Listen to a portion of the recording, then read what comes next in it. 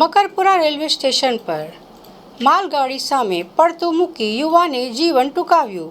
આત્મહત્યાની આ સનસનીભરી ઘટનાથી સમગ્ર વિસ્તારમાં ચકચાર મચી ગઈ છે. મળતી માહિતી અનુસાર મૃતક યુવાનનું નામ રવિ કુશવાહા હોવાનું સામે આવ્યું છે, જે મૂળ બિહારના રૂહ ગામનો રહેવાસી હતો.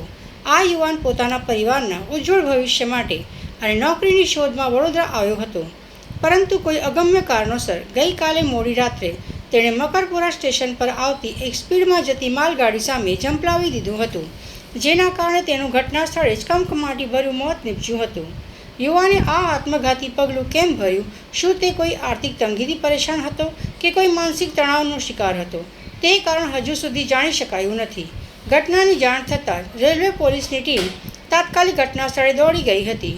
પોલીસે મૃતદેહનો કબજો મેળવી તેને પોસ્ટમોર્ટમ અર્થે સિવિલ હોસ્પિટલ ખસેડ્યો છે અને આગળની કાયદેસરની કાર્યવાહી હાથ ધરી છે.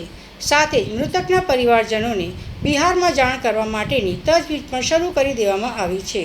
વડોદરાનું મકરપુરા જીઆઈડીસી વિસ્તારની નજીક હોવાથી અહીં હજારો પરપ્રાંતીય યુવાનો રોજગારી માટે આવતા હોય છે.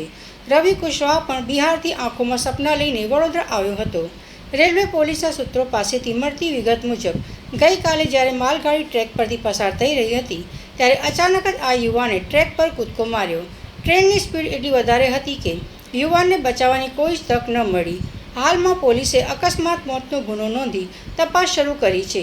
રવિ વડોદરામાં ક્યાં રહેતો હતો, કોની સાથે કામ કરતો હતો અને છેલ્લા કેટલાક દિવસોથી તેની માનસિક સ્થિતિ કેવી હતી, તે તમામ પાસાઓ પર રેલવે પોલીસ ઝીણવટભરી તપાસ ચલાવી રહી છે.